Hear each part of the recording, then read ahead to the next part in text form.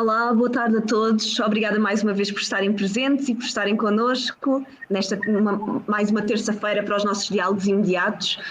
Hoje temos connosco uma convidada internacional, a Jane Kilpatrick, e temos connosco o ator Eduardo Dias, nestas conversas, nestes diálogos imediatos à volta da Paz Perpétua, que hoje vão incidir sobre o tema individualidade e liberdade de expressão. Contextualizando as nossas conversas, mais uma vez, o Teatro Estúdio Fontenova preparava-se no dia 13 de janeiro para estrear pela segunda vez a Paz Perpétua, de Juan Mayorga, já que a primeira tentativa ano passado foi suspensa devido ao contexto de Covid-19. Neste momento já sabemos que estrearemos dia 21 de abril, às 8 da noite na Gráfica, e dia 22 e 23 será também às 8, e dia 24 e 25 de abril será às 11 da manhã. Entretanto, enquanto a estreia não acontece, propomos conversas online para discutir tópicos relacionados com o texto e pedimos à equipa da Paz Perpétua para escolher um tema que a obra aborde. Incrivelmente, nenhum dos elementos da equipa escolheu o mesmo tema, toda a gente escolheu temas diferentes e convidámos assim especialistas para aprofundar o mesmo, criando um cruzamento disciplinar do teatro com outras áreas. I will move to English now. So thank you, Jane, for being with us today. I will introduce you first of all and foremost, and I will introduce you in Portuguese. And then I will give an introduction also of Eduardo in English. So at least there's a cross variety here of introduction. So, então a Jane é investigadora de Direitos Humanos Internacionais e em Direito também, e especializa-se nestes direitos humanos internacionais e na interação dos direitos humanos com a saúde física e mental. É responsável pela investigação das fronteiras europeias e pela agência da Guarda Fronteiriça na Associação State Watch, num projeto de 2 anos chamado Justiça da União Europeia e assuntos de Home Affairs, não sei bem como traduzir isto, mas da transparência dos assuntos de Home Affairs e também em direitos fundamentais. Também conduz investigação como freelancer e consultoria a nível de comunicação. E só para contextualizar como é que a Jane chega até nós, ela é autora ou fez parte de um relatório do Transnational Institute que se chama o Contra-Terrorismo e as Artes, como é que o contra-terrorismo, como é que as políticas de contra-terrorismo têm restringido o direito à liberdade de expressão. E é um relatório bastante detalhado sobre, na Europa, sobre como é que estas políticas têm limitado algumas entidades ou alguns artistas. Então, o Eduardo Dias is an actor and a director as well, sometimes creator. He has an undergraduate degree by the Superior School of Theatre and Cinema in training of actors, and he also postgraduate by the same school in dramaturgy. So he has participated in several productions in Portugal, in authors such as Richard Wagner or Chekhov, several, been directed by several directors. So since 2004, he's a part of the direction of Teatro Estúdio Fontenova in Setúbal, and he has been collaborating in several ways. So as an actor, he has been part of shows such as Homúnculo by Natalia Correia, The Night Right Before the Forest by Bernard-Marie Colté, The Hands of Abrão Zacud by Luís Sá Monteiro, and he has also been creator of his own plays. So thank you both for being here today, and we will discuss this topic of individuality and freedom of expression. And so I would pass the word now, and I will move to give the word to Jane, and also that she could explain us a little bit how she conducted this work in the report, what were the main conclusions, and what is the framework today in Europe regarding this question of freedom of expression, and also especially in regards to the artists and to terrorism. Então eu perguntei à Jane, I will just briefly translate. se a Jane nos podia dar então um contexto deste relatório que ela escreveu sobre a liberdade de expressão e as artes e o contraterrorismo na Europa, e qual é que é o contexto neste momento. Eu depois no final traduzirei um pouco as palavras da Jane. Thank you, Jane, once again, and the floor is yours. Thank you very much, Patricia, and thanks everyone for having me. It's really nice actually to be speaking at a kind of more creative focused event, as I'm usually stuck in very legal and other human rights type meetings. So this is nice to see kind of where this research actually interacts with. So it's great to be here. As Patricia said, I think in my introduction, I am a researcher and I specialise in international law and human rights. So I will try and give that sort of legal perspective to this question of individuality and free speech and freedom of expression, looking at what the role is of free speech and what the kind of trying to find a balance between protecting that right and protecting other rights, essentially.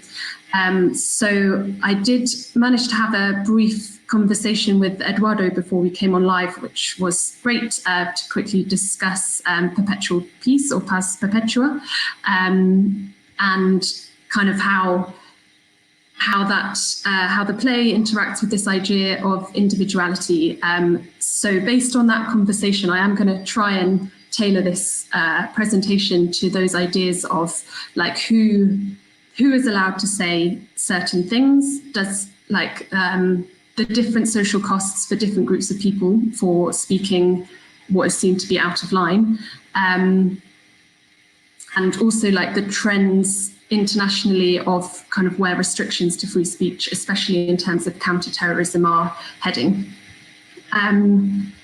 So as Patricia mentioned, I was invited essentially because of a paper I wrote with the Transnational Institute about counter-terrorism and the arts, and specifically how policies to do with preventing and punishing terrorism restrict rights to freedom of expression.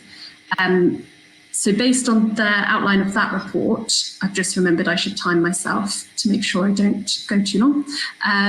So based I can help you on that, so don't worry. Okay. Don't worry, I will. Okay, thank you. That's good to know. So I'll try to outline the main concerns regarding the impact of counterterrorism policies and different legislation from different European countries and national security measures and how they interact with freedom of expression, particularly regarding theatre and the arts.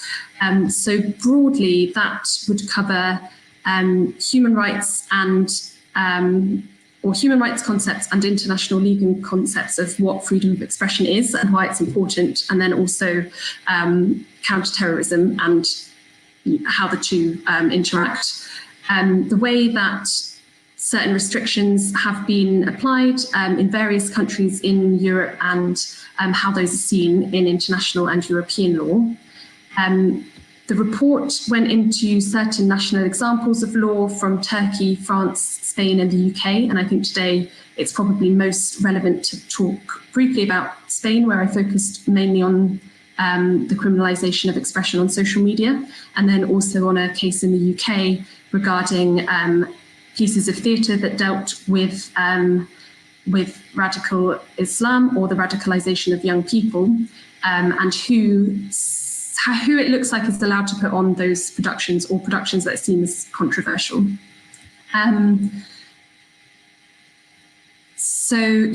The broad vision of what we saw through this report, which I conducted mainly through legal analysis and then investigating case studies either with the artists, speaking to the artists, or even just kind of going over different legal and social reviews of different forms of censorship.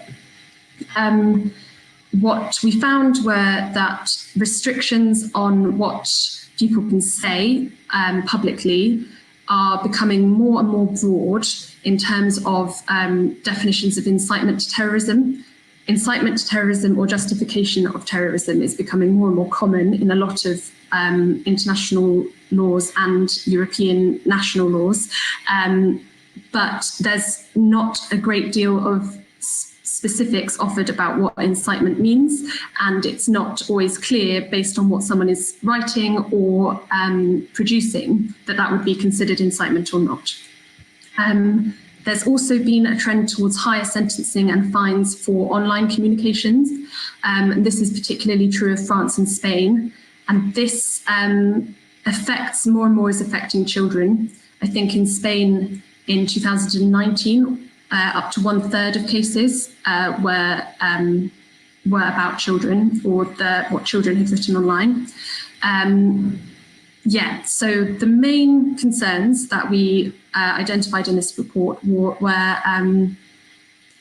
as I just said, the specific risks for children,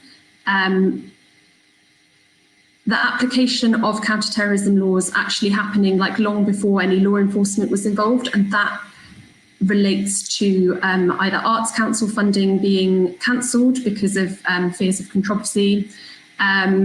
It related to police interventions, for example, charging a lot of money to a theatre company for protection because there was a perceived risk of putting on certain pieces, which meant the theatre company could no longer put on those productions, which meant they couldn't produce their work.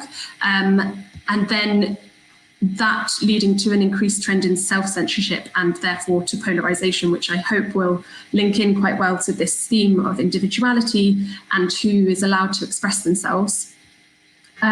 So I think it might be useful to give an overview of like the protections in international law for freedom of expression, which is also understood as the right to seek, receive and impart information, regardless of frontiers or form.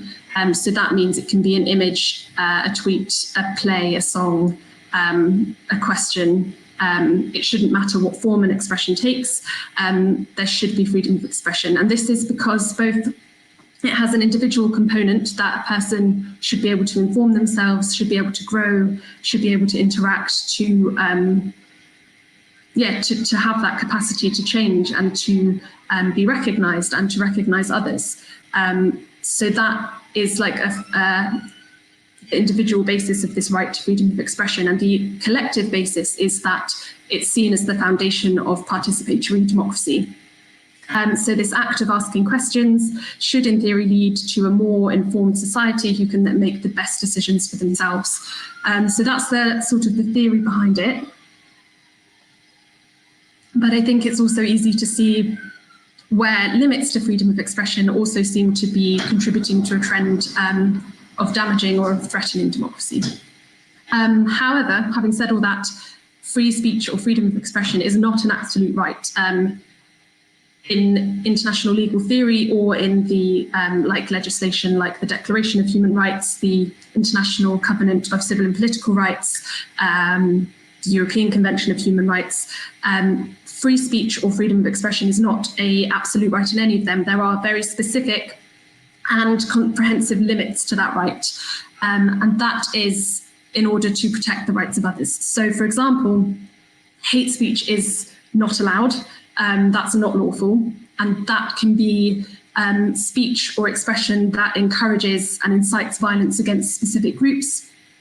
And likewise, incitement to violence is not allowed. That's not a right. And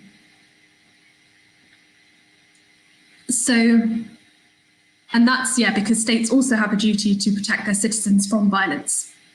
And that includes there needs to be measures to prevent hate speech and incitement to violence, as well as counterterrorism measures. So on the positive side, we might see that as the attempted impeachment of Donald Trump for inciting riots. And that's kind of, I don't know, I suppose likely to be seen as quite a positive action by a state to, it does prevent free expression, but it actually protects rights because the expression was someone with a huge platform, a huge amount of influence targeting specific groups. On the other end, we have very broad measures that are applied to prevent and punish terrorism, but the broadness and the lack of clarity in those measures actually risks criminalising conversation or art that doesn't have terrorist content or any violent intent or impact.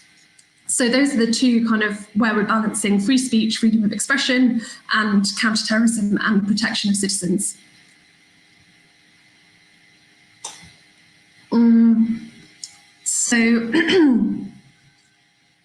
Yeah, I will quickly, so I mentioned the case of Spain and the fact that social media is obviously becoming much more of a forum for this conversation. And I think that is obvious in terms of like where we see extreme disagreement online and very little nuance in conversation, and an increased tendency to disagree very violently. But also it's the site of increased legislation and increased enforcement of the law, where any expression on the internet that seem to incite violence or justify terrorism can also lead to fines or thank you, or even imprisonment. And I think most famously, very recently, there's been the case of Pablo Hasél in Spain, with many riots to do with his recent incarceration. His case is quite controversial because there's previous convictions for assault, but it's very much not a one-off. There's been an increase in convictions since the, I'm very sorry about my voice, since the reform of the 2010 reform of the criminal code, which was broadened in 2015 to increase sanctions for offences on the internet. And I think worth pointing out there is that one of the most famous cases that has gone before the Supreme Court in Spain was in 2013. Cassandra Vera Paz was 18 years old, so technically not a minor, but I think we could conceptually understand 18 as not fully adult. Made a series of jokes about the assassination of Luis Carrero Blanco. And her tweets were found through an operation called Operación Araña. And she was tried and convicted for incitement and justification of further violence, though this was reversed by the Supreme Court. And I think that is a very clear case of how a young person might be trying to participate in a joke or a conversation and actually does need to learn and have a conversation. And the measures that we're seeing are increasingly punishing and criminalizing and discouraging the use of expression to grow and to find an individuality and to express it and to understand that of others. And then I'll finally finish with an example from the United Kingdom, which is much more specifically to do with the arts and theatre. So in the UK, which is still covered by the European Convention of Human Rights, whatever other mistakes we have made about exiting other international agreements. So our counterterrorism laws come under the Counterterrorism Act, which is underneath the European Convention of Human Rights. And what has been found with this act is that actually it doesn't contain safeguards for the use of controversial material for educational, artistic, journalism, or research. And this has been found to affect different groups very differently, and I mean specifically white artists tend to have very few problems getting their work produced, whatever it's about, whether that is, and actually particularly work that is about radical Islam or the radicalization of youth. But people who aren't white, any racialized group, has many more obstacles to putting that work on. And that includes local government intervention, Arts Council retraction of funding, police intervention, and ultimately the pursuit of other topics, because this one seems to be off limits. And I think that is summed up with quote by the Index on Censorship, which found that there's unequal access to exercising the right to artistic freedom, with artists from Black and minority ethnic backgrounds encountering additional obstacles. So they compared two dramatic works concerning the radicalisation of young Muslims in the UK, Homegrown by Omar El-Khayri and Nadia Latif, and Another World, Losing Our Children to Islamic State by Gillian Slovo and Nicholas Kent. And through comparing these two works, Another World was put on at the National Theatre, whereas Homegrown, which was a youth production to be put on in a much smaller venue, was cancelled and seen as far too dangerous, even though it was made by and in collaboration with youth from an area that was affected by this issue.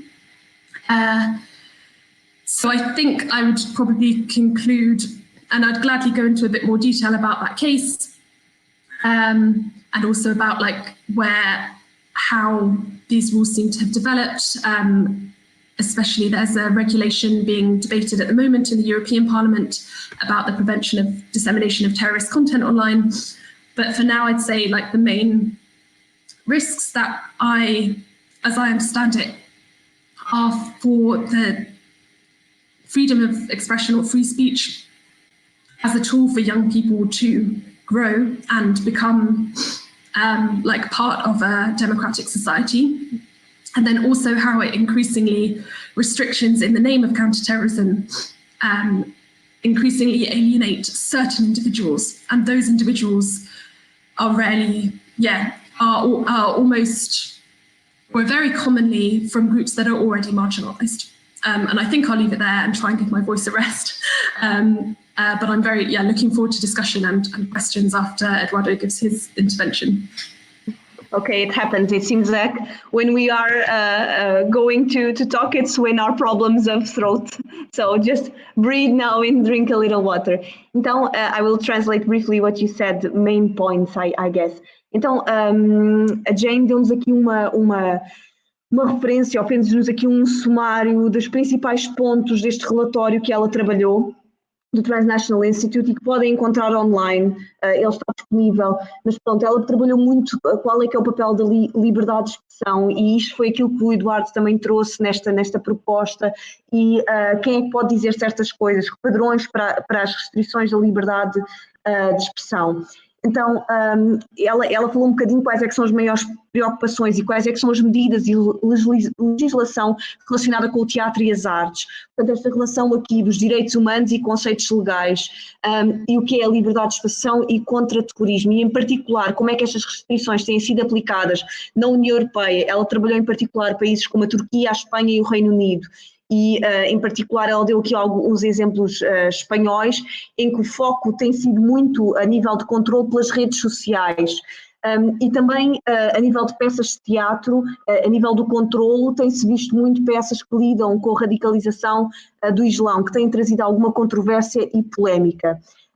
E o que eles encontraram foi que as restrições eram, e como é que se estas restrições são feitas, é de forma muito alargada, ou seja, não existe aqui um espectro muito definido, mas parece que é algo muito subjetivo, digamos assim.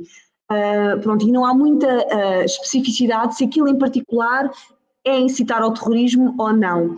Portanto, existe uma tendência maior para multar, e muitas vezes, inclusive, crianças que têm acesso online. Portanto, em Espanha, em 2019, um terço dos casos são de crianças que escrevem coisas online e depois são multadas ou incriminadas. E assim se vê a aplicação destas leis contra-terrorista. E depois, em muitos dos casos de artistas ou pessoas que estão a pôr peças em palco, ou o que quer que seja, vê-se muitas vezes os apoios do Arts Council serem cancelados, haver intervenção ou envolvimento de polícia até à paisana. Falam disso, esta questão é referida no relatório, o controle próximo das produções, o que é que se pode produzir. Então, o que é que isto tem criado? Tem criado um aumento da autocensura, e tem havido aqui uma polarização entre o que se pode fazer e o que é que não se pode fazer. Pronto, então temos aqui uma visão, ela refere também qual é que é a visão sobre a lei internacional e o que é que pode ser controlado. Então pode ser uma música, um tweet, pode ser qualquer forma de expressão. E ela refere muito, agora focando aqui na competente individual, a importância da nossa liberdade de expressão e existindo aqui uma tendência para limitar a democracia. Pronto, e então é óbvio que há direitos, ela refere aqui na Declaração dos Direitos Humanos e na Convenção Europeia dos Direitos Humanos, que há limites específicos à liberdade de expressão e tem a ver com proteger o direito dos outros. Portanto, se emanar, isto também é subjetivo, podemos discutir mais sobre isso, mas se emanar um discurso de ódio, um discurso que encoraja a violência e o ódio a outros grupos, essa liberdade de expressão tem que ser limitada, porque os Estados têm o direito de proteger os cidadãos do ódio e a violência. Mas, portanto, aqui nós questionamos também os discursos de Donald Trump relativamente a incentivar a violência. Ela depois refere aqui que as redes sociais estão a ser um fórum para esta conversação, existe muito desacordo online e poucas nuances na conversação. Há muitas vezes um desacordo muito violento. E estas expressões na internet muitas vezes podem causar prisão. Ela refere o caso mais conhecido de Pablo Hasél e que vem na reforma espanhola de 2010 do Código Criminal. E também refere o caso de Cassandra Vera Paz, em 2013, que era uma adolescente, digamos, de 18 anos, e foi julgada e incriminada por atentar à violência. Ela fez uns tweets a gozar com a natureza do assassínio do primeiro-ministro Luís Carrero Branco pela ETA. Pronto, e depois põe-se aqui toda a questão do que é que estas crianças ou adolescentes realmente têm conhecimentos, estas leis, como é que elas estão a ser aplicadas. Finalmente ela dá o exemplo do Reino Unido e de onde é que vêm as leis de contra-terrorismo, vêm de um ato específico do ato contra terrorismo, pronto, e que também engloba aqui a questão do material educativo, o que é que se pode ou não pode passar, e que na verdade os artistas brancos são muito mais protegidos do que os artistas que vêm de minorias, e o que nós vemos é que muitas vezes são muito mais atingidos os artistas que fazem parte ou que fazem produções ou criação de minorias, e como isto se manifesta mais uma vez é cortar o apoio, ter a intervenção da polícia, pronto. Ela dá aqui a referência que também aparece no relatório de uma peça mais pequena, tópicos semelhantes em que uma peça muito mais pequena de um bairro que se chama, que foi criada por um bairro que se chama Homegrown, pelo The National Youth Theatre, e cujo escritor era Omar El Khairi, que fala sobre esta radicalização de britânicos jovens muçulmanos e que foi muito controlada e que tem todo o historial, encontrou outras peças que foram para teatros grandes e que não foram tão controladas. Portanto, tem a ver com quem controla e como é que controla. Então agora eu vou passar ao Eduardo para nos dar um contexto, como é que surge este tema para ele, como é que ele vê este tema da individualidade e liberdade de expressão e qual é que ele acha que é a sua relação com a paz perpétua. So I'll move now the word to Eduardo to explain to us what is the relationship, what he feels that is the relationship to the perpetual peace,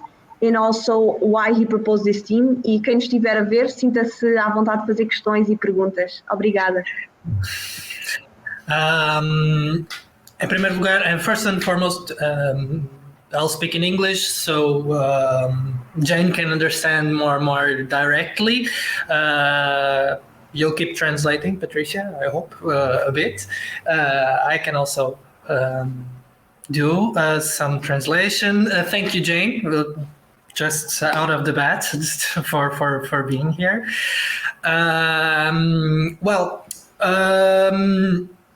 I wasn't the first. The play was cancelled, unfortunately, because of COVID. We all know this by now. But I wasn't the first effort. In the first effort to take the play to the scene, and I had a part in it. I was the old dog. I performed the old dog, the one that is making the choices between the new dogs, and it struck me. The reason I chose this theme is because it struck me that the choice was already made. It was for choice. It didn't mean there was one. So for much as all the players were in the choice were having their own lineups, their own ideas, their own thoughts, their own way of being, they were looking for a specific one. And this struck me as important because what they were looking for is it was a form of conformity. It was a specific thought on society, on terrorism, on and that it wasn't like a good thing, nor it was a bad thing, but it was this is the right way. Like there wasn't any other way of thinking. There wasn't any nuance to what was expected of the chosen dogs. They are being chosen as a task force for counterterrorism, and the idea, and that struck me as a parallel to what's going on around in our society. We are expected as a social being, a human being, as a social being. We are expected to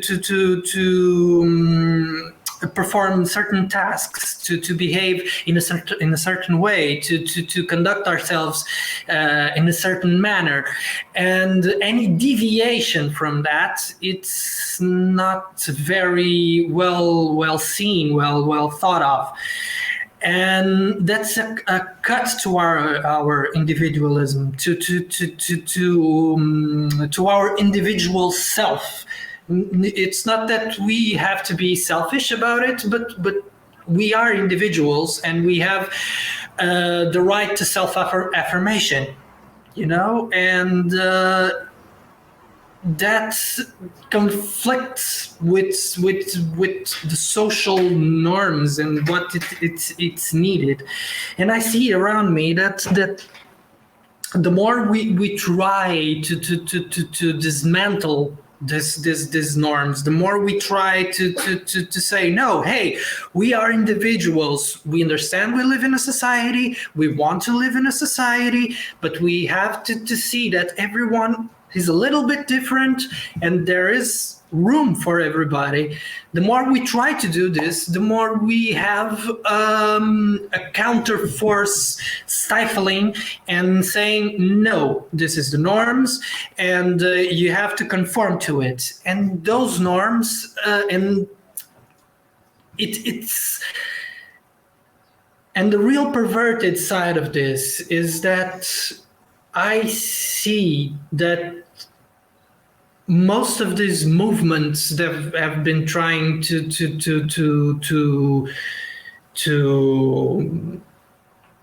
make themselves heard, to look for some sort of balance and justice for some causes, even being racial, like Black Lives Matter, or the LGBT community, or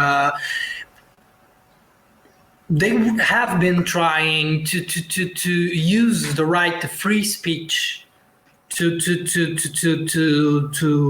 make themselves heard, and all of a sudden the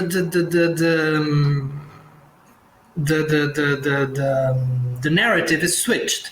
Like, if you're trying to say that this is okay, and it's not okay to say the contrary because it affects people's lives in very real ways, and it promotes violence and it promotes hate, and then you have a counter argument of, no, you're stifling free speech.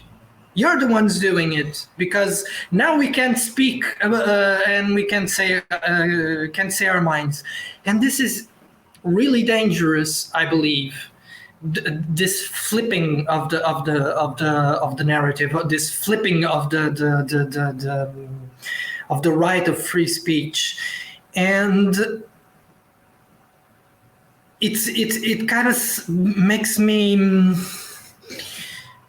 really uncomfortable, really uncomfortable, because that's not, free speech shouldn't be used as a tool to promote hate, to promote violence.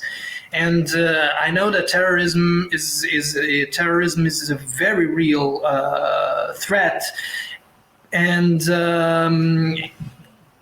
this seems very, I don't know, icky. I'm liking a formal word for it, because English is not my first language. Sorry, but and this is affecting the arts. This is affecting the day-to-day lives and people. And I was reading the reports and the effect that this is having on children. I didn't quite had that perspective when I read Jane's report. I didn't have that quite that perspective, that what children were searching for online and saying on Twitter and trying to make their way on the world, and trying to understand how they position themselves, how to think, what ideas are out there, and they are being sanctioned for this. It's really disturbing to me, and it's really strange. It doesn't make any sense to me. Of course, it makes sense, but it really doesn't. If I think about it, it really doesn't. Posso, então, I will just briefly translate into Portuguese, and then Jane maybe can comment and contextualize a little bit more also what was your contribution, but I would also like to add something after this to the talk. But anyways, então o Eduardo estava contextualizando-nos bocadinho porque é que sugeriu e propôs este tópico, e também qual é que é a relação com a Paz Perpétua. O Eduardo fazia o papel, antes de termos adiado devido ao Covid a Paz Perpétua, ele tinha o papel, Eduardo, se entretanto me falhar alguma coisa que queiras acrescentar em português, estás à vontade. Ele fazia o papel de Cássius, que era o cão mais velho que examina os outros, e aquilo que ele sentiu a certa altura é que, na verdade, apesar de ele estar a gerir o exame, a decidir quem é que iria ficar, a escolha já estava feita desde o início, portanto era uma escolha falaciosa. Por muito que os cães tivessem as suas ideias, por muito que os cães tivessem o seu comportamento muito específico, que ele estava a avaliar, o que ele estava à procura era um comportamento, um pensamento específico de liberdade e terrorismo, um conceito muito fechado. E esta é a única maneira, não havia outra maneira de pensar, não há nuances de pensamento naquilo que aqueles cães deveriam ter. Portanto, há aqui um paralelismo com o que acontece na nossa sociedade, é o que ele sente. Enquanto seres sociais, nos é esperado que nos comportemos de certa forma, de certa maneira, e que qualquer desvio não é bem acolhido ao visto. É um corte à nossa individualidade, ao nosso eu individual. E quanto mais desmantelamos estas normas e quanto mais vamos um bocadinho desafiando o que está imposto e esta hegemonia, mais percebemos que queremos viver numa sociedade, mas com o espaço em que somos diferentes e que tem que haver espaço para todos. Então o lado perverso disto que ele vê é que a maioria dos movimentos que se têm feito ouvir, e ele refere movimentos de LGBT ou Black Lives Matter, é que encontrar aqui um equilíbrio na forma como se têm feito ouvir e a forma como têm sido recebidos pela sociedade, e às vezes diria até mídia, quando a narrativa muda o espectro com que se olha para a abordagem. Ou seja, muitas das vezes tem-se dito que estes grupos finalmente, aquilo que está a acontecer é que os grupos finalmente tiveram voz, mas que estão a agir de forma violenta, então muda de certa forma um bocadinho aqui o contexto e a intenção com que eles agem. Portanto, a liberdade de expressão obviamente não deveria ser usada como uma violência para promover uma ferramenta para promover violência e ódio, e o terrorismo é uma realidade, mas temos que ver com que espectro é que olhamos. Portanto, ele fala da expressão pegajosa, acho que a expressão será pegajosa em português, e que isto afeta as artes, o dia-a-dia, e que choca muito esta a questão que a Jane refere sobre a questão das crianças que estão a tentar um bocadinho perceber o mundo, e nós, quando somos miúdos, fazemos todos parvoíces e experimentamos e estão a ser sancionadas. Portanto, que não faz efetivamente muito sentido. So I would like to ask I would pass the word to Jane again, also that she could comment on this. But I would also like, it's one of the topics that I actually proposed was this violence and non-violence, and we invited Peter Gelderloos in so he could speak a little bit on his book, How Non-Violence Protects the State. But for me, it's this concept of speech of hate is something which is very difficult sometimes to define. What is this concept? Because Pablo Hasél, what he did was criticize the state. He was criticizing monarchy, and he was criticizing, and they in the state thought he was inciting violence or promoting this speech of hate. But how do you do this? Because sometimes if you want to be heard, you need to use violent words. So how do you move? This is also icky. Como é que nós nos movemos? Aqui a minha questão tem a ver como é que nós definimos um discurso de ódio. Porque se criticamos muitas vezes os governantes, às vezes os discursos de ódio são utilizados. Portanto, como é que esta utilização é feita, não é? De forma equilibrada. So I will move to Jane. Vou passar a palavra à Jane e depois, se o Eduardo quiser também continuar a comentar, e quem nos está a ouvir, é bem-vindo, comentários e perguntas. Obrigada. So I think I'm on now, and I think my voice seems to have recovered for now. We'll see. Yeah, so hate speech is, I think, not very well defined, and that's in law or in like international relations, and I think that's why, partly why there's this capacity for it to be used as a concept to oppress rather than to protect. But I also think that even if it were a really established, solid concept in international law, I would still be sceptical that it would be followed to the letter by certain states. But in general, hate speech is understood as communication that targets specific groups using discriminatory or violent language, and particularly describes these groups or individuals, although I think it really does mainly pertain to groups, and that would really mean like a minority group or a marginalized group. So an expression that encourages violence or discrimination against that group on the basis of who they are, for example, religion, ethnicity, nationality, race, gender, or other identity factor. However, it's often understood in conjunction with the term hate crime, which uses a lot of the same definitions. So an attack, a physical attack based on one of those protected characteristics, so race, religion, gender identity, but actually gender isn't one of them. So misogyny is technically not a hate crime, whereas actually I'd say that it should be, and also that like speech targeting or encouraging violence against women would be hate speech. So in the sense that I guess the tricky thing to define is like, is it still hate speech if it refers to the state? I don't think it is, because they are a powerful group or a powerful body, whereas hate speech is normally understood as something that encourages violence against a vulnerable group.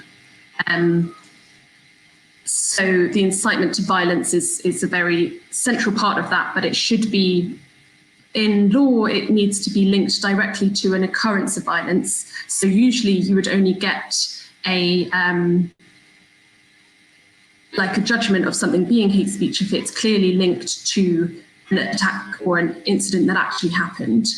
And again, I think it could go further in that I think cumulative hate speech, so for example, the role of the press in criminalizing and targeting migrants, I would say should be considered hate speech because it creates an environment in which they are unsafe. So I don't think I even can answer the question of like what it is, but I still think based on the definitions we do have, that it shouldn't apply to someone criticizing a powerful institution like the monarchy or the government.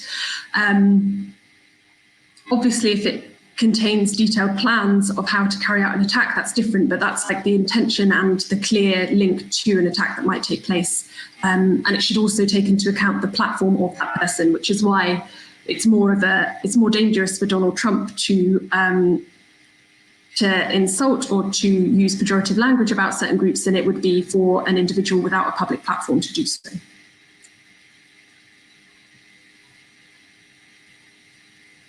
Thank you, Jane. Então eu vou traduzir aquilo brevemente que a Jane disse, e a minha pergunta, na verdade, foi relativamente ao discurso de ódio e como é que nós podemos definir o discurso de ódio, porque o caso do Pablo Hasél, por exemplo, é um desses casos em que ele criticava o Estado, e será que isso pode ser definido? Então, ela acha que o discurso de ódio não está muito bem definido nas leis, e daí a capacidade dele para oprimir também. E mesmo que estivesse bem definido, ela tem algum cepticismo que o mesmo fosse seguido à letra. Então, no geral, o discurso de ódio é visto como um discurso que atinge grupos ou minorias, religiões, minorias religiosas, étnicas, e está muitas vezes também depois segue-se a questão dos crimes de ódio, mas é engraçado porque, por exemplo, na questão do género, ele não aparece, por exemplo, a misoginia não é um crime de ódio e que deveria ser. Pronto, então a questão é, ainda é um discurso de ódio se refere ao Estado, e a resposta que ela nos dá é, não acha que seja, porque o Estado é um corpo poderoso e na lei deve estar ligada a uma ocorrência de violência, ligada a um ataque que aconteceu. Portanto, este discurso deve ser cumulativo. E então, por exemplo, ela dá o exemplo que a imprensa a criminalizar constantemente os migrantes deveria ser um discurso de ódio, porque cria um ambiente em que estes migrantes não estão seguros, nem ficam seguros. Portanto, não deveria ser aplicado a alguém que critica a monarquia ou o Estado. Obviamente que se incluir um ataque detalhado, claro que sim, mas por exemplo, ela dá a referência que é mais perigoso o Donald Trump incluir linguagem nos seus tweets que incitam este discurso de ódio do que outras coisas a nível de liberdade de expressão. Eduardo, passo-te a ti mais uma vez, e se gostarias de comentar e se calhar dar mais alguns exemplos até relativamente à questão portuguesa, como é que nós neste momento, relativamente à liberdade de expressão, a vivemos, digamos assim, neste momento, e porque temos este, não sei, eu acho que nós nunca sentimos tanto, pelo menos em Portugal, relativamente à questão do terrorismo, mas acontecem outros momentos, se calhar mais sensíveis de liberdade de expressão. So I'll pass the word to Eduardo now, and I'm asking him regarding the case of Portugal, what does he feel, where does this apply, this limits to freedom of expression? I believe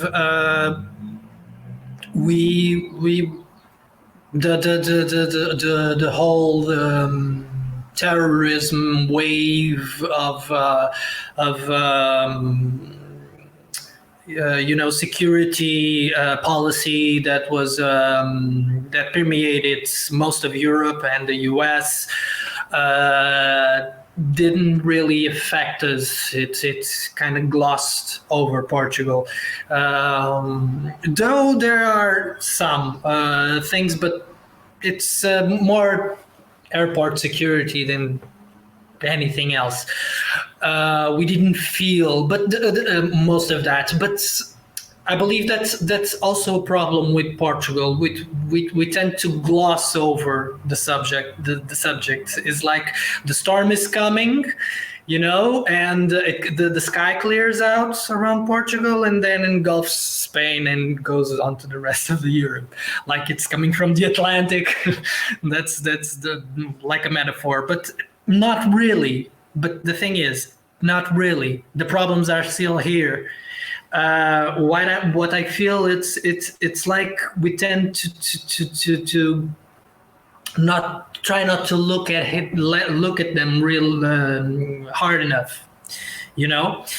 That's what I feel, and I feel that is a problem that comes from our past, in the previous conversation.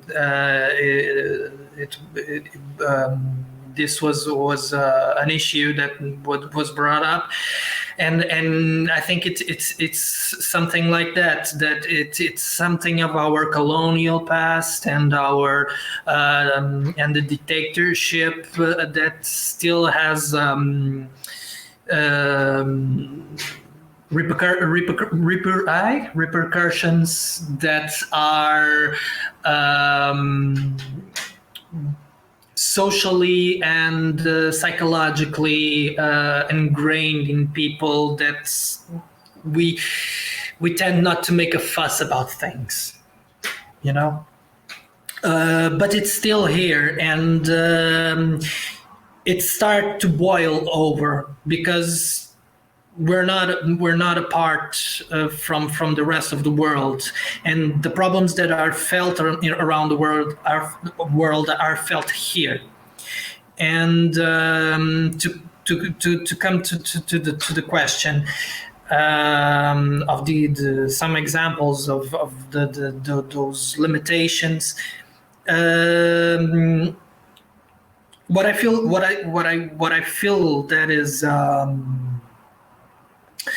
that is most visible right now, and it's like a progression. It's coming progressively. It's that the free we're having more and more the discussions about issues. It's not the government per se, like the critics to the government, etc. There are criticism, and there should be criticism to the government, and the actions taken to the government. That's marvelous to democracy. We should always question the institutions, because it's only through questioning them that we can try to make things work better on the long run and on the short run, of course.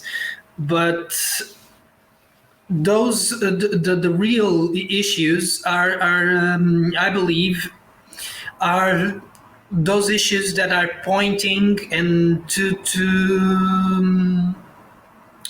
social movements, to less powerful, mostly marginalized groups that are finally finding their voice, and after many years of struggling and speaking out and trying to make themselves heard, they're finally getting some traction, real traction. And because they were there, they were doing the work, but now they're finally getting somewhere, and all of a sudden we have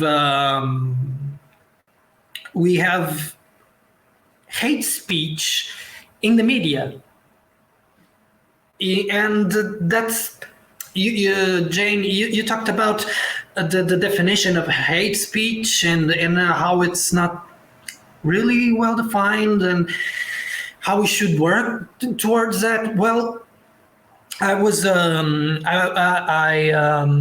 previously, before we started the conversation, I was getting ready, etc., and I saw a tweet about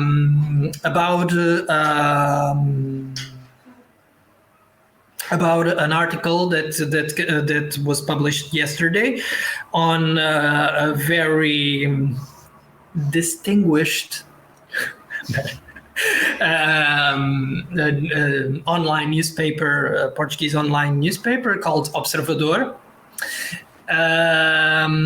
by a gentleman called Guilherme Valente, and this is a national publication, and he went on and on comparing anti-racist movements to the Nazis. And this is I was reading this, and this is how is this possible? This is hate speech on a publication. It should not be censored. Well, I don't know. It's really it makes me question the limits and how plastic are the limits of free speech, because let me say, see if I can translate or try to translate.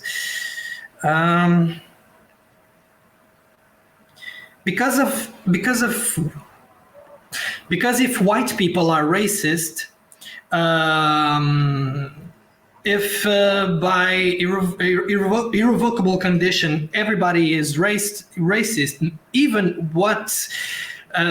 though those that we think that are not, it's that systemic racism. Curiously,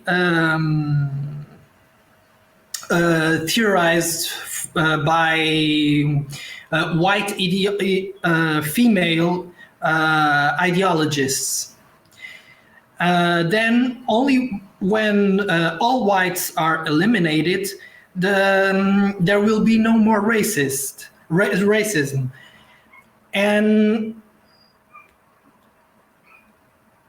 And here lies the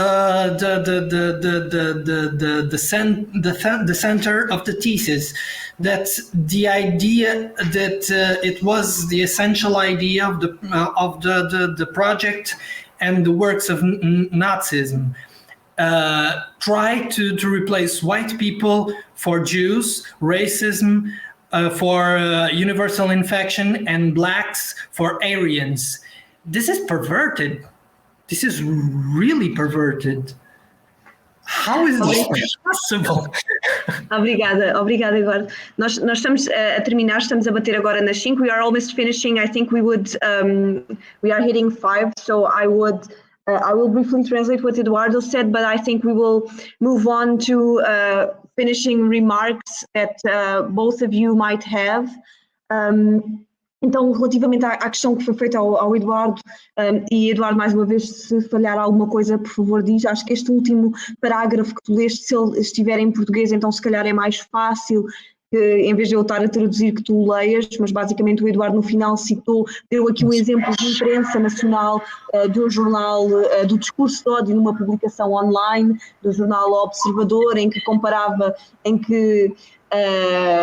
os movimentos antirracistas aos nazis, e como é que esta publicação é libertada assim, sem qualquer tipo de controle. E antes da conversa começar, nós falávamos aqui um bocadinho sobre a questão do paradoxo da tolerância, do Popper. Portanto, o que é que nós temos, até onde é que pode ir a nossa tolerância, e quando bate nos direitos humanos, se calhar já tem que ser limitada. Mas ele falava, por exemplo, relativamente aqui à questão do terrorismo, que inicialmente para nós não sentimos tanto em Portugal, e este é um problema português, não é? Que tentamos encobrir um bocado os assuntos, não olhamos para eles profundamente, e provavelmente está relacionado também com o nosso passado, com o colonialismo e passado ditatorial, que tem repercussões que estão socialmente enraizadas. Então ele sente que as críticas ao governo são super relevantes e que há de sempre questionar, que é muito importante questionar as instituições e os assuntos reais, mas o problema é quando estas críticas apontam para grupos marginalizados. e quando estes grupos finalmente são visíveis, parece que as críticas, quando começam a incomodar, parece que as críticas cada vez são maiores. E tivemos aqui na última conversa, já agora acrescentando o Mamadou Ba, que tem sido alvo de críticas pela sociedade neste momento, porque começou a tornar cada vez mais visível o racismo sistémico que existe. Portanto, ele refere também este discurso de ódio nos mídias e como é que o devemos definir. Pronto, não sei se nós podemos, se calhar fica aqui a referência deste artigo do Observador, qual é que era o autor, Eduardo, se alguém quiser... Guilherme Valente. Guilherme Valente, ok, pronto, depois podemos lê-lo ou não, se calhar boicotá-lo de alguma forma, mas pronto. I would... Vou ler o parágrafo muito rapidamente. Sim, força. Quem quiser. Portanto, o programa A Solução... não, eu comecei noutro sítio, mas posso. O programa A Solução Final, no exato sentido da palavra e das decapitações que vão fazendo, é o da eliminação de todos os brancos. E quem é branco? Porque se os brancos são racistas, se por condição irrevogável todos são racistas, mesmo os que pensamos não ser, é o tal racismo sistémico, curiosamente teorizado por ideólogas brancas. Então, só quando os brancos forem todos eliminados deixará de haver racismo. E eis-nos no centro da tese, que foi a ideia essencial do projeto e da obra do nazismo. Experimentem substituir brancos por judeus, racismo por infecção universal e negros por arianos. Sim, mas conseguimos perceber que o discurso vem de alguém privilegiado, não é? Ou seja, que esse discurso vem de um contexto, de um lugar de fala de um homem branco privilegiado, portanto é muito interessante. Jane, so I will pass on to you to give us some final ideas. And it's very interesting that I was now crossing my eyes into the report one final time, and there is a section here which is on states of emergency or permanent interference. It's very interesting that this was written, which was the year? Can you remind us? 2000.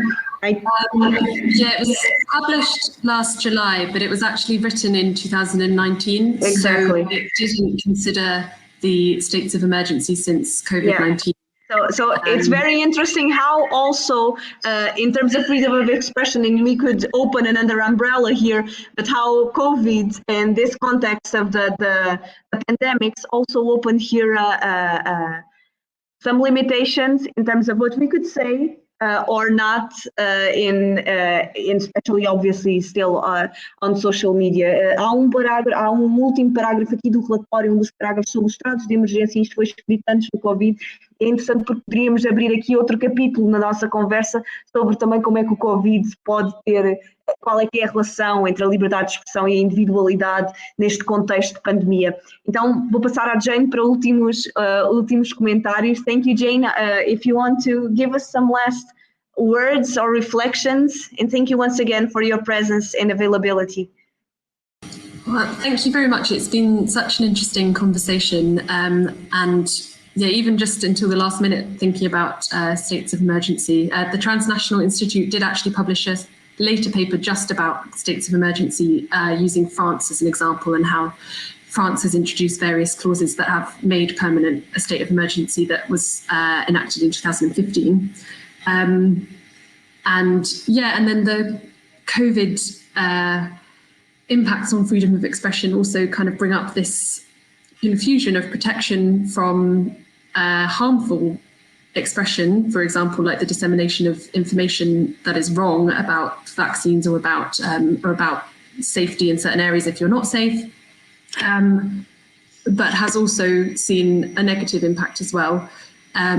And I think I would kind of, to my understanding, I'd summarize our conversation today as really trying to understand this confusion that everyone seems to have, or at least like the general public seems to have, about fact, opinion and expression.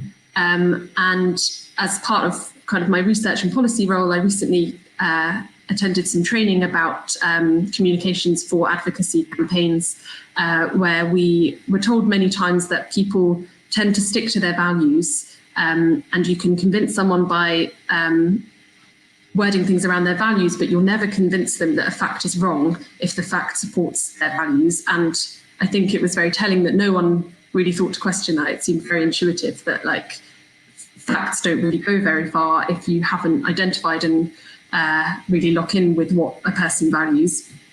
But what does seem to be dangerous about that is that people interpret a fact that there is discrimination and inequality and they interpret someone mentioning that as an expression of an opinion rather than a fact, which is harmful to their position of comfort or relative privilege. And then I think what is a problem, and certainly what became evident in the report that I wrote for the Transnational Institute, is that then the laws that are designed to protect people, for example, from terrorism, and they should protect all people, including, and hopefully one day, especially those marginalised groups that we've talked about, those laws interact with those ideas without acknowledging that there's already discrimination and inequality. So putting a protective law on top of that just perpetuates and legitimises that discrimination. And I think that's the conclusion I would draw from our conversation. Thank you, Jane, once again, and thank you for your for your knowledge and also for sharing this report, which is actually for people who have interest in also maybe getting to know the work of Transnational Institute. Acho que quem quiser conhecer este relatório e até o próprio trabalho do Instituto Transnacional. Portanto, Jane, estávamos aqui a falar que recentemente também têm trabalhado sobre esta questão do impacto do Covid na liberdade de expressão e sobre a disseminação de informação que não é correta sobre vacinas e o que é seguro e o que não é, e aquilo que tem sido espalhado recentemente. Portanto, tem havido uma necessidade de tentar compreender esta confusão do público entre o que é um facto, uma opinião e a expressão. E que, portanto, ela teve uma formação recentemente e deu aqui o exemplo que as pessoas tendem a colar só os valores e que mesmo quando as tentamos convencer que um facto, que uma coisa que é um facto, está errado, se elas estiverem coladas aos valores é muito difícil de descolar disso. Portanto, os factos não vão muito longe. E mesmo que seja algo que vai contra os direitos humanos, elas vão colar aquilo a sendo uma opinião e não um facto. Portanto, como é que existe essa proteção e como é que as leis interagem neste momento é algo que ainda estamos a discutir. Portanto, Eduardo, se quiseres deixar algumas palavras finais, também alguma ideia antes de nos despedirmos e até à próxima conversa que não haverá esta quinta-feira, só haverá na segunda-feira, mas se quiseres dizer alguma última reflexão, agradeço. Sim, acho que agora vou falar em português, também já estamos a terminar. Sim, apenas sublinhar esta questão que eu acho bastante pertinente e que é preocupante, não deixa de ser preocupante, mas lá está, é outro facto e que é difícil de engolir, mas é verdade, que eu já tinha tido conhecimento disso há algum tempo, mas que sim, se as crenças e a fé de alguém sobrepõem-se muitas vezes ao que é factual e àquilo que exige um pensamento sobre. Isto faz com que tendencialmente as pessoas se tirem situações e dados, se retirem esses dados e situações fora dos seus contextos e de forma a validar um determinado grupo de pensamento, uma determinada forma de pensar, uma determinada ideia que por muito que se tente argumentar com propriedade, com factos, com contexto, se a ideia já está tomada, se já tivermos tomado o nosso as nossas conclusões relativamente a um percurso ideológico, relativamente a um percurso moral, isso nunca vai ser muito difícil de desmontar, porque as pessoas não gostam de ver o seu lado ideológico e muitas vezes o seu lado, as suas crenças confrontadas com a realidade física. No entanto, No entanto, eu acho que isto é profundamente necessário de fazer. A última coisa que eu queria dizer era mesmo isto. Acho que é necessário fazer isto. E acho que é necessário, é a minha opinião, lá está, novamente, é uma opinião, sobrepor se calhar é uma palavra muito forte, mas fazer ouvir os factos e a ciência acima das opiniões e acima das crenças, de certas crenças ideológicas e etc. Porque só desta forma é que poderemos começar a debater as ideias com propriedade, com conhecimento de causa, sabendo aquilo que estamos a dizer e aquilo que estamos a discutir, porque de outra forma estamos a entrar numa espécie de loop ignorante em que ninguém se ouve e toda a gente acha que tem razão. De resto, quero só agradecer este momento e agradecer à Jane por ter aceitado o convite e agradecer a toda a gente que esteve connosco até agora. Obrigada. I will do the translation afterwards of what Eduardo said. I think we can finish for now the conversation. Podemos terminar por agora. Eu ia só acrescentar aquilo que o Eduardo disse, que há uma expressão, maybe Jane knows about this expression, which is throwing a Shapiro, ou usar o Shapiro, que é quando os argumentos são tão fora, tão ilógicos. Isto refere-se ao Ben Shapiro, não é? Que é o comentador político. Que nós dizemos que, pronto, temos que atirar um Shapiro porque realmente não faz sentido. E já existem. Quando é que aqui o equilíbrio de comentários entre aquilo que é efetivamente uma opinião, o tempo que demoraria a desmontar aquilo seria de tal forma que nós desistimos pelo meio. Portanto, aqui a argumentação, como é que ela se consegue equilibrar de certa forma sem que nós desistamos de perseguir então os factos. Então, obrigada mais uma vez aos dois. Thank you both for being present with us today in this immediate dialogues. Nós vamos voltar para a semana. Esta semana, quinta-feira, não há, mas para a semana temos os nossos diálogos imediatos. Segunda-feira, 5 de abril, num horário um bocadinho diferente, entre as 9 e as 10. Vamos falar de animalidade humana, com a convidada Márcia Neves, que é investigadora em zooficações e geopoéticas, cartografias da animalidade e é professora da Faculdade de Ciências Sociais e Humanas, num tema proposto pelo sonoplasta Emílio Buxinho. Como dissemos anteriormente, nós vamos estrear dia 21 de abril, na Gráfica, no Espaço da Gráfica às 8. Portanto, quem quiser reservar pode já fazê-lo e pode também pré-reservar o livro da Paz Perpétua, que vai ser lançado nessa altura. Obrigada mais uma vez por estarem connosco, até para a semana e ficamos então com o teaser da Paz Perpétua. E até já.